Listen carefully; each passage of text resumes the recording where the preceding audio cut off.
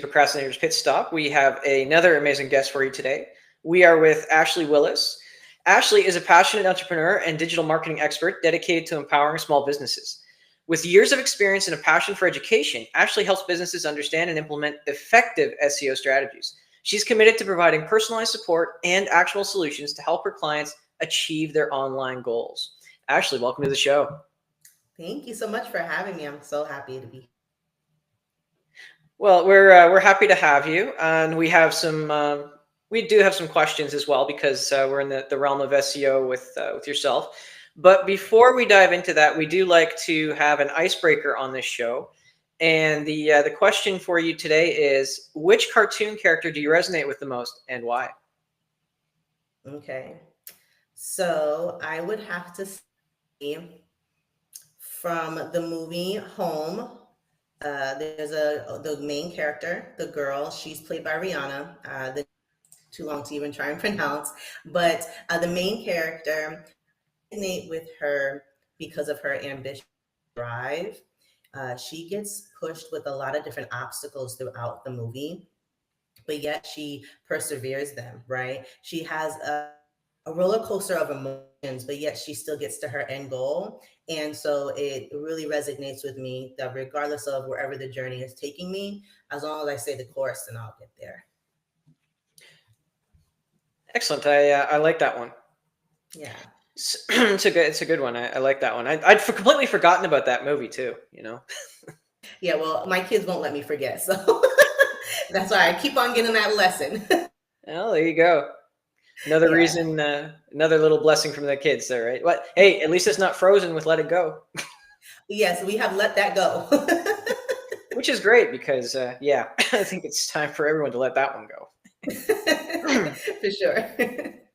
All right. And just before we get too much further into everything here as well, how would you describe or define procrastination, Ashley? And what does it mean to you personally? Yeah, so procrastination is something that I actively had to learn to get out of. And for me, procrastination aligns with my inner dialogue of fear.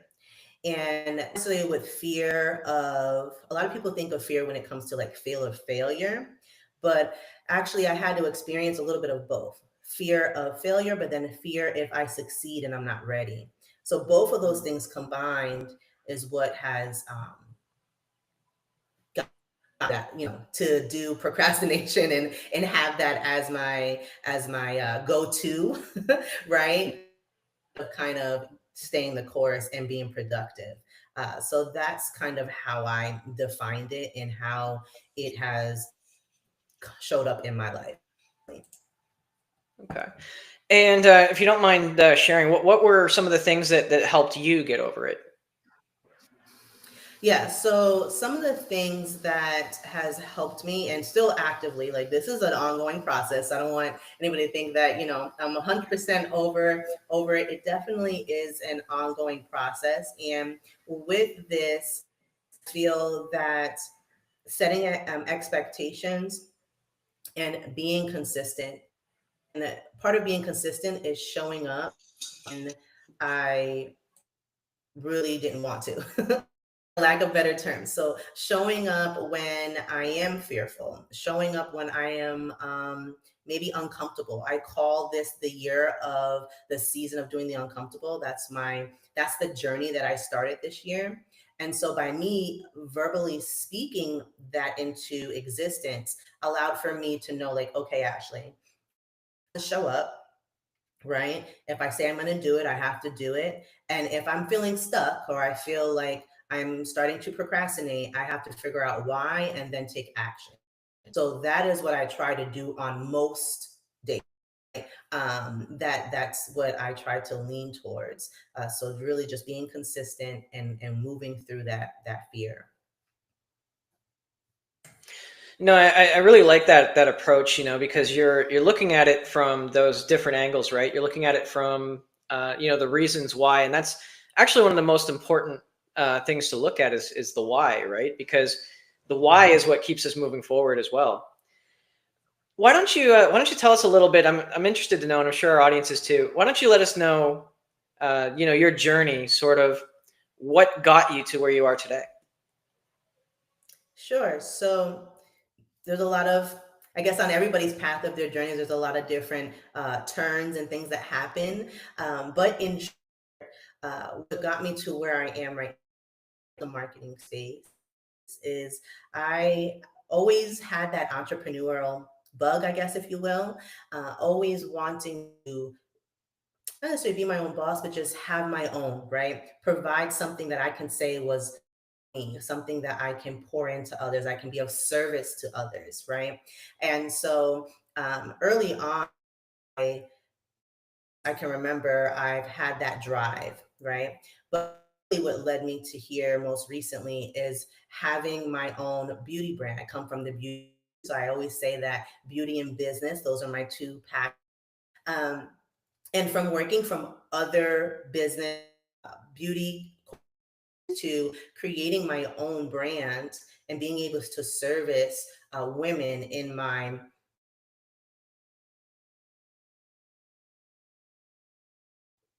community, has real passion that started of being of service to others. And from there, we had the pandemic, right? And it went from me being personable and person to person, in person, interact, which I'm comes natural to me, even though I'm an outgoing introvert. Being in that in person really helped me, right? But then when we had the pandemic, I had to pivot. And for some reason, well, we know that I know the reason. It was fascination, that fear, and not knowing what was going to happen, right? The marketing is where it failed, right? Not being able to reach people so quickly like I was in person and having a boutique, not being able to get the same traction of my online sales, showing up in what I thought was the right way, which was on one social platform, but not knowing where my customers were, right? Not having my website set up where Google and other search engines, when people were at home bored looking up different things, it was working for me, not against me. So all these little things that I now know, that's kind of what stirred up the pot, if you will, for where I am today. And so coming out of COVID, I paused that business because I still love that industry, but I know that if I was to pivot my business now, given the knowledge that I know now, I will be very much strategic in what I do rather than the masses, right? So a lot of lessons learned. So I will say that it necessarily wasn't a failure, but it definitely was a good lesson for me. And it also allows for me to now resonate with small businesses now, right? It allows me to really understand their pain points, understand their frustrations, understand just the feeling of being overwhelmed and not knowing where to start, who to trust, where to put your money, starting with smaller budgets, just different things that come upon us as business owners and entrepreneurs. And so when I was able to find and dive into this marketing realm, I was like, okay, I got to take my business degree and I got to land myself something that will allow for me to help learn and then be able to execute in some way, right? And so looking at a small digital marketing firm, they actually specialized in search engine optimization and more so on the SEO writing. That was one of the first things I've learned during this journey, that regardless of the industry that you're in, everybody has their own lane, their own specialty, right? And so digital marketing is so big. There's so many parts. There's so many things, right? As a entrepreneur, small business, you're like, where do I start, right? But then also as a professional getting their foot into the door, I realized that different firms, they're going to focus on what they do best, and not all the time do they have a all inclusive type of, I guess, how can you say, out, right, to service their clients. So long story short, I was able to learn a lot. I fell in love when I started learning. I was like, ooh, this is what I was searching, or this was my late night university and I wasn't understanding, but to put my learning to action, to see how I can improve the customer clients' lives, right? At the data, I became very data driven. I took courses and certifications out of my job, and I really just dived into it because I was like, wow, imagine what could have been if I knew this information, and imagine how many people don't understand basics because they're intimidated, big words and terminologies that even just to look at this, right? They'll be able to get. And so that kind of dived till today, where I realized that there was a gap in the industry where I wanted to fill, and being able to serve, right, pour into the community when it comes to consulting, workshops, and trying to be a little bit more innovative in SEO. There's happening when it comes to the online space, right? Social media, just all things. Everything is moving. So if we're stuck on something that worked a few years ago, and we're not trying to be innovative, and we're not trying to try new things and look at the data and see what's working, what's not, then we'll kind of get stuck and left behind. And so that kind of where I'm at now, where I am taking a holistic approach to search engine optimization. So your website and beyond, and really filling in those gaps with marketing, and helping you really be your own advocate when it comes to your business. And then also helping the marketing teams to kind of think outside the box when it comes to digital marketing in the online space as a whole. Excellent. Thank you for sharing. I love how you said, about those, setbacks or the failures. What really got me thinking about it is they are all just learning experiences, and actually the acronym FAIL. This comes from a choreography school out of the United Kingdom. When I was speaking to someone, I don't know if they came up with it, but that's where I heard it from. And the acronym for FAIL is first attempt in learning. So as long as you're learning from it, you're really not. It's not really a failure. And for being honest with it, and I told this to my daughter just the other day, that you shouldn't be afraid of falling down, because the masters have fallen down more times than the novices even tried. So that's something to remember as well. Wanted to dig a little bit into what you were saying about the SEO, because I know that one thing that many small business owners are procrastinating is getting into SEO, because you outlined it perfectly, right? There's so many choices, so many companies, so many options, and nobody really knows where to start.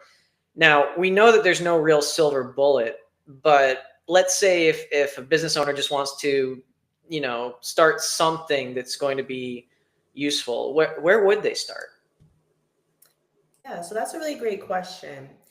For me, I always say to start simple, right? So I can I'm going to give you some things, but don't get overwhelmed. So even if I give you 5 things to do, right? Start simple with these 5 things, right? So for example, one of the things that I always say for all businesses, especially when you are a solopreneur, when you are a small business out, is connecting to data platforms, right? You can spend all the money in the world for your website. It can be the most beautiful site. You can all the money on copy. You can spend all the money on photography and all the things. But if your website is not connected to the data, then know what we need to do. We need to gather data, right? So as we start to make our website live, we need to have our data tracking platform. So an example of that would be our Google Analytics, right? Our Google search content.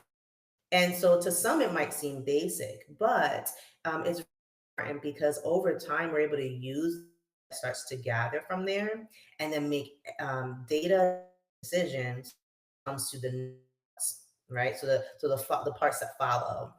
So that's one of the main things, and you'll be so surprised that this is something that a lot of people don't do because they don't, right? Or they start and they're frustrated because it's just not connecting. Those nights, right, when just certain things are just not working, and you're spending hours trying to Google and watch videos, do the split screen and just all these things, and then you give up, you forget, and then you don't execute, right? Then we're in that procrastination where we're just like, forget about it, right? Or you might even hire somebody to do it, and then they might have missed a few steps in that process where you're not getting the accurate data. But that's one of the things I would say is to make sure you're connecting to your data tracking platforms. Also, don't sleep on Bing. A lot of when I do website audits, a lot of people go over how many of their website pages are on Google and Yahoo. They'll be surprised that organically they to have their index with a lot of pages on Bing. So people use it. It might not be the popular one, but people still use it. So a tool for that would be Master. Now, my little tip would be to do your Google tracking platforms first, because when you go into and you search Bing Webmaster Tool, it'll ask you if you already have those connected, and it's just like a click of a button to connect the two. So that saves you a lot of time. But yeah, I would definitely start with the data. I'm a data-driven person, so do that first. Also do research. Okay, now you can utilize, once you have the data, you can then use some AI to kind of give you ideas. But having data-driven research done, competitive analysis, understanding what people are really searching to find what you do or what you, right? So it does kind of go with your messaging and branding, but then it also is the person itself, right? The intent of the search is what I'm really on, because ultimately that will determine how you can speak to them, how you can create for them. And it kind of flows into the rest of your marketing, like content marketing, blogs, your social media, all the things. And it kind of flows in with your keyword and all of that. So those would be the things I would say to start with. And then let's say you have what you think you want to your keyword or phrases, and then utilize them throughout your site. And front end, which is means where people see it, right? Where the consumer can go online and see everything, but also in the back where we don't see, but the search engines do. And that's the most important. And that's what a lot of people, right? The search engines are the ones that raise us. And so we want to make sure that we are what I like to call filed in the right filing cabinet in each engine, so we show up and they can display us at the proper time. Made sense. Bing, because I know Bing, especially in terms of the new AI search, they're saying that Bing is what's driving. I forget what the name was now. I think the Microsoft AI, and then there's the Chat GPT AI, and they're saying that you need to get those long tail keywords. But my question to you, and I'm sure many others, is, let's say you have a I don't know, like a makeup website that sells makeup. If you're going to try to rank for makeup, it's going to be a really high, a really hard keyword to match because there's a lot of competition. Now, as you get down, somebody has said, or many sources have said that, the longer tail the keyword, the more likely is you'll rank for it. So is it better to just go after, say 20 or 30 super long tail keywords rather than the one main big keyword, or should you do both at the same time? So I'll give like a sort of kind of a traditional answer, and then I'll give you like my innovative way of it. Okay. So based off of the looking at the firm, they over a lot of, okay, so let's start. Phrases, right, can be redundant, right? So yes, you are right. Right? If I just want to rank for makeup, we are doing like Macy's and big box people covered, Sephora, right? That covered. If that word is showing up, yes.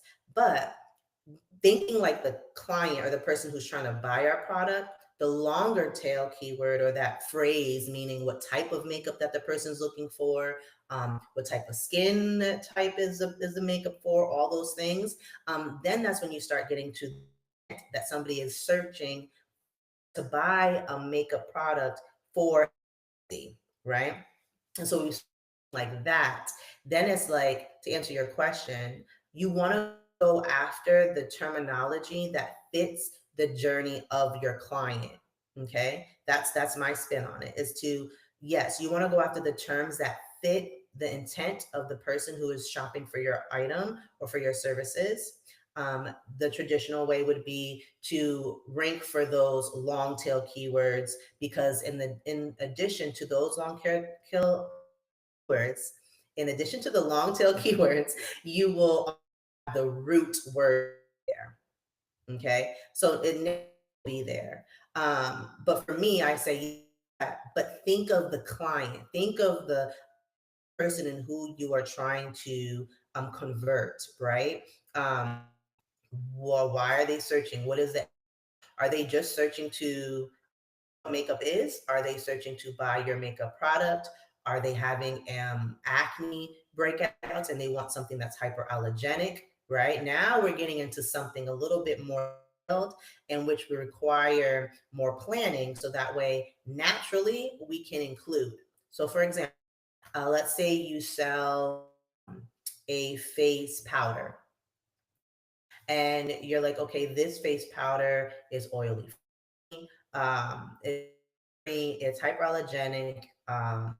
The satin finish, right? So the person who likes skin and is looking for a, meaning like that glossy, that shine, they're not going to want this product, right? A person who is acne prone, a person who wants a more natural finish, right? These are all keyword phrases. And these are all the phrases that I would use inside my product description. I might include one of the main description or term or phrase in my and then also in my meta description. Does that make sense? Yeah, that does make sense. Maybe just for the sake of everybody in the audience, there, when you're saying the meta description, what are you referring to? Yes. So there are a lot of descriptions on a product page, right? So when we go to enter in a product, 9 times out of 10, the first description that we do is called a product description. That is the description that actually displays on a website, right? The meta description, something that's not displayed for me as the consumer, the shopper to see, but rather it's like a mini summary or something that allows for me to read and be like, oh, this is for me. Let me click on the website, that displays on your search results, but also communicates effectively with search engines. Okay. Now, here's the thing, if you don't go in and do that, 9 times out of 10, it will pull from your description. And what happens is, if you don't have the most important things on the top, then they're not going to see it, or it'll be too long and then it'll have like those dots, which kind of breaks the user experience. Oh, okay. Yeah. Thanks for breaking that down. Actually, that brings up another interesting question too.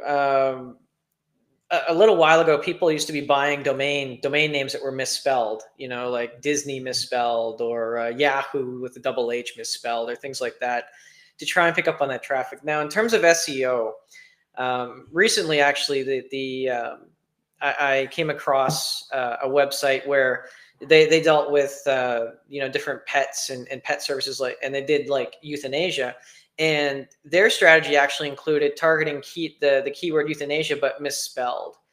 Um, Mm. yeah. Now, from a paid ad perspective, I guess that maybe can work in some cases, but when you're talking an SEO perspective, I mean, to be able to rank for a misspelled word, don't you have to kind of misspell it in a lot of different places? Yes. So this was actually one of the things that the firm I worked with used to do. However, the way I think about it, engines, especially now during the AI era, are intelligent, right? We know what we mean. So, for an example, outside of misspelling, right? If I say, find a coffee shop near me, right? But on somebody's website, it says coffee shop in Houston, Texas.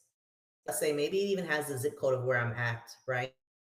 Just because they didn't use the word near me, but I am the person searching and I say near me, the search engine understands that my near matches this person's geographic location. So therefore it's going to display it, right? Or when we do type in things misspelled, they don't the misspelling, they give us the correct answer. They know, oh, did you mean this? Or we are searching for this. So my answer to that question, not to waste time on that, right? Focus on the bigger things, because of the advancement of search engines.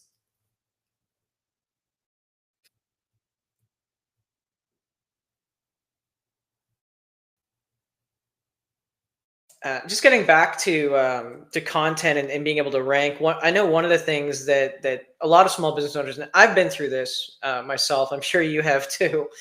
Um, when you're first starting out and you're getting all this information, I mean, sometimes people really love to write, so they want to put out more written content. Sometimes people don't like to write, so they want to put out more maybe video content, or I think there was slideshows or other things. Is there any kind of content that is preferred? I mean, obviously not forever, but is there any kind of content, say for maybe, this year coming up, that we should focus on that might be more beneficial? That's a really good question. And I feel like it's a question that's on a lot of people are strategizing, right? Trying to figure out should they spend most of their time. Now, my answer to that would be it really depends, because it all depends on the industry, who's already ranking for, let's say, in that industry, and what content are they showing up for, right? Search engine, now, when you search up certain things, only will a blog show up, your social media will show up in search results on Google, right? You have video, you have all the different touch points in which a client could like to receive their information. So, for example, if I was to do some research to figure out what mine would be, I would look up certain terms for my industry in my area, and I would see who is getting the most traction. And then on that page, do they have a video? They effectively give the user who is searching for this said term um, the information, or are they missing something? Can I do something better? Can I do something more elevated to, one, grab them, and two, grab the search engine display? So an example would be if I was trying to look at my competitors and I was like, oh, they just have a blog explaining why small businesses search engine optimization. So for me, I might create a blog, but I may include a downloadable guide or a checklist, include a video, right, of me explaining, showing some data, right? This is what happens when the person just started and did SEO, basic SEO optimizations, to kind of give them a little bit more, right? And I do say that there has been a lot of speak on interactive content on Google. I'm still in that of going down that rabbit hole to see, what part kind of benefit, like if it's something that I want to do. And what I mean by that is, I was reading on an article where it was interactive content can be you're reading something, but then you do a quiz, right? While you're reading inside this blog. Or it's something where you're doing a poll, right? Now you need software and things like that. Now on the engagement part, right?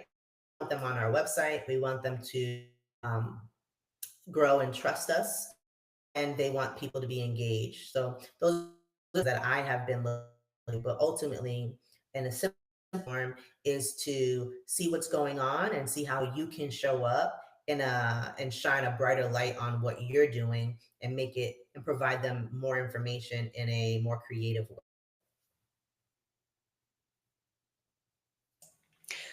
No, that makes a lot of sense. Um, Actually, that kind of branches into my next question too. I mean, we're all focused on, kind of on-page SEO and websites, and now with AI, and I've sat on a few webinars, and some people like Neil Patel and some of these other big marketers. They've said some things that make me wonder, and I wonder your take on it. Is it really important to have all these things like all these articles or all these videos or all these other things on your own website? Or is it better to kind of borrow the, I guess for lack of a better word, borrow the juice from, YouTube, Facebook, Instagram, or these other places that might have a little more authority than your website in order to redirect back to your website? So I think it can be a combination of both, right? So an example would be to, like I mentioned before, inside I could have my video, and my video can be an embed of my YouTube, you know, link, right? So that way I am pulling from there. Um, but ultimately, I think it depends on how your user receives information, right? User receives information and what they're going to engage with. But ultimately, one of the things we have to remember is that regardless of anything, all social norms are not ours. So for me, on a business standpoint, I want to have something on my website because that's something that's mine. So a simple example, I told a client recently, he's been getting a lot of press. And so when I did some research, how many backlinks and things like that, right? I'm like, you have a lot, but you don't have anywhere on your website that shows all the press that you've been, right? So simply has her breadcrumbs, like I like to call it, out in the internet space. Where is it all leading back so that way people can view it on her website? Where's, her territory, her platform showcase all these different mentions. And so creating a media page, right? Or maybe she wants to break it up depending on what type of media doing, right? If she wants to have media for speaking in one page and then maybe her media for her one-on-one clients on another, right? So things like that is the way that I like to be a little bit innovative in that instance. And it's funny that you mentioned Neil, because I do think that a lot of the things that he says as far as when it's going through a lot of these different changes, right? I love that he does a lot of studies. So when you're looking at the data, I know he did one about AI written content, human, and then the combination of the two, which is what I've been saying for since I started. And so to anybody that has in this industry, say those things is helps to kind of point home to people who are maybe not in the know. But yes, that's my take on it. Yeah, and just swinging back to content for a second, sometimes you go to websites and they have these humongous articles that I mean are maybe good for SEO, but I mean no one's really going to read them, right? So how do you balance kind of those pages that you want to rank for, but you also want to give a better experience to your user. You don't want to make them read a 10,000 word article all the time, right? Absolutely. And that's one of the reasons why I started my company, because I had a client that was at the firm I worked with, and this exact thing. He's like, I see the numbers, I see the data, I'm getting traffic. He's like, but they're clicking, but they're not converting, right? So how come they land on this page, they get overwhelmed? I'm a pool guy. I sell pool images. Where's the visual, right? Where's the people that be like, okay, this is the pool that I want, book a consultation, right? Where's the call to action? Where's the slides? Where's the interaction? And I was absolutely right, right? This is part of the innovation of uh, SEO. This is a part of not, I always say, be first, human interaction first, SEO second. SEO is very important, but if we're doing it just for search engines, again, search engines are more intelligent now than they were 10 years ago, 5 years ago. So we really have to make it interacting, like you said, because what happens is we get all this traffic to this long page, no images, no breaks in the system, no subtitles, no nothing. People click off, so they're not staying. And so therefore it's telling Google that it's not really important.